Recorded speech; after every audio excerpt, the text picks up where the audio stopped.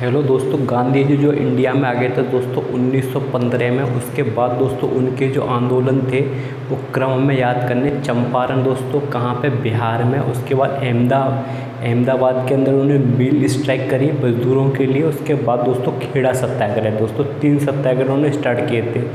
इसके बाद दोस्तों क्या होता है कि जो है रोलेक्ट एक्ट और जलियांवाला बाग 1919 के बारे में दोस्तों हम डिस्कस करेंगे आज जो है। तो भारत में बढ़ रही थी क्रांतिकारी गतिविधियों, उन्हें रोकने के लिए रोलेक्ट एक्ट नाम का एक क्या है प्रस्तावित किया गया दोस्तों।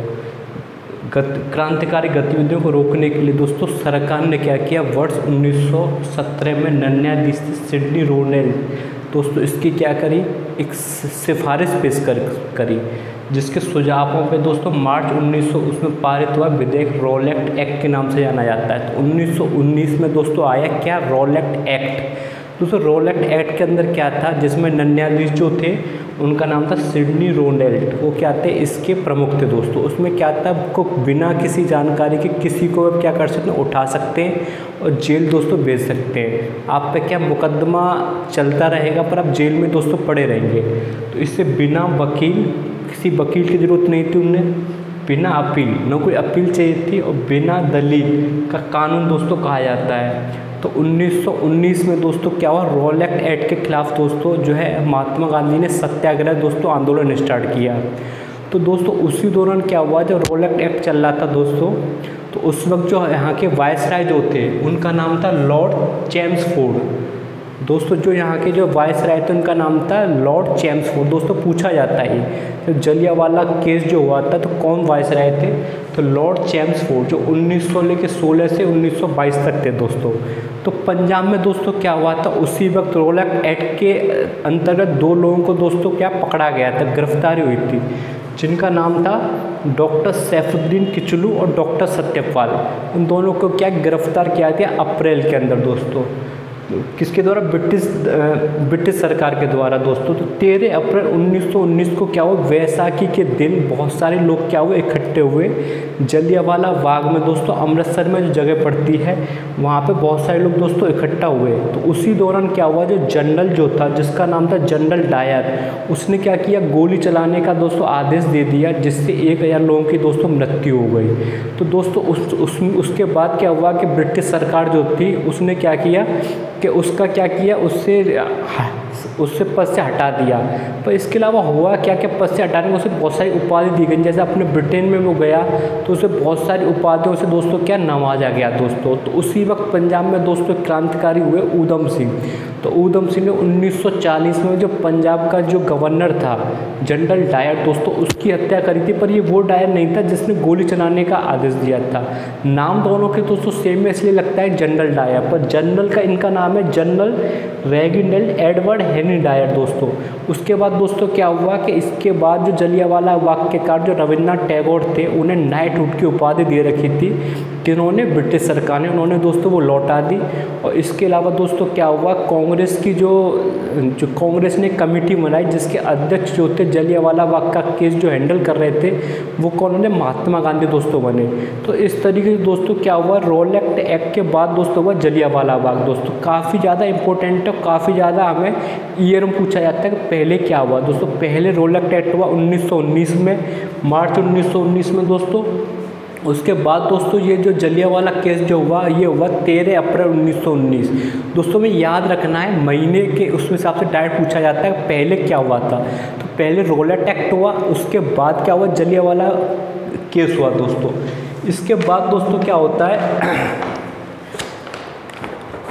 इसके बाद दोस्तों क्या होता है 1919 में जलियांवाला केस के बाद क्या स्टार्ट होता है, यहाँ पे होता है खिलाफत मूवमेंट दोस्तों।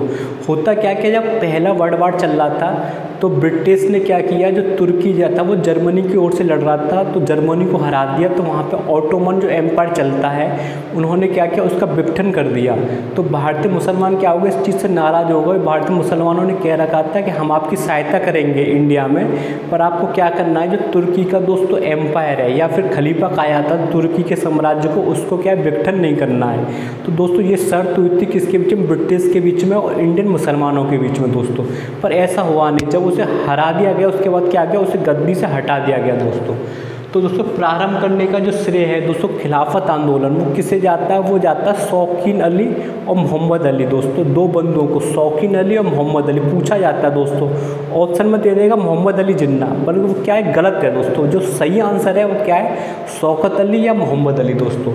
इसके बाद वो बात करते हैं भारत के मुसलमान तुर्की के सुल्तान को इस्लामी साम्राज्य का खलीफा मानते हैं दोस्तों। तुर्की जो है आज की डेट में दोस्तों, तुर्की जो है उसका जो राजा रहता था उसे क्या खलीफा माना जाता था, इस्लाम का खलीफा माना जाता था। तो उसी के दोस्तों क्या हुआ, लेकिन युद्ध समाप्त होने के बाद तुर्की साम्राज्य का विघटन कर दिया गया दोस्तों। जैसे युद्ध समाप्त हुआ तो ब्रिटिश ने क्या किया, उसका विघटन कर दिया। इससे क्या हुआ, जो इंडिया के जो मुसलमान थे वो काफ़ी नाराज़ हो गए और क्या किया उन्होंने, खिलाफत मूवमेंट दोस्तों स्टार्ट किया।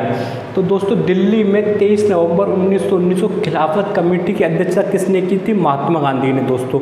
महात्मा गांधी ने इसकी अध्यक्षता की थी। उससे क्या हुआ, महात्मा गांधी को हिंदू मुस्लिम यूनिटी जो है क्या हो गई, एक हो गए हिंदू मुस्लिम। उसमें होता क्या था, इससे पहले जो आंदोलन होते थे हिंदू तो भाग लेते थे तो मुसलमान क्या थे, ब्रिटिश के प्रति वफादार थे।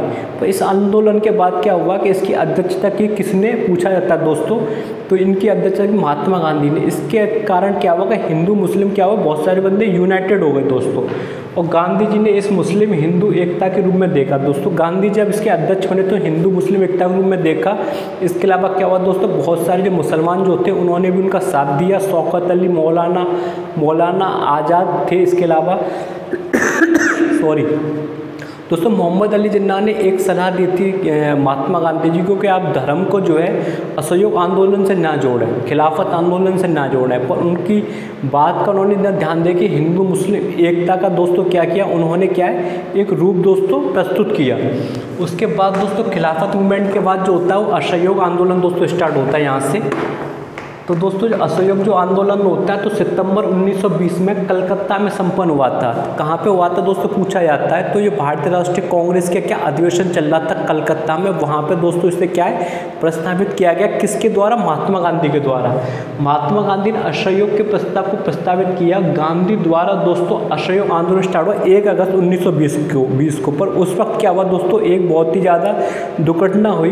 उसमें लोकमान्य तिलक जो थे 1 अगस्त 1920 को क्या हुए, सम्मिलित हुए, पर उनकी क्या है उस दिन मृत्यु हो गई।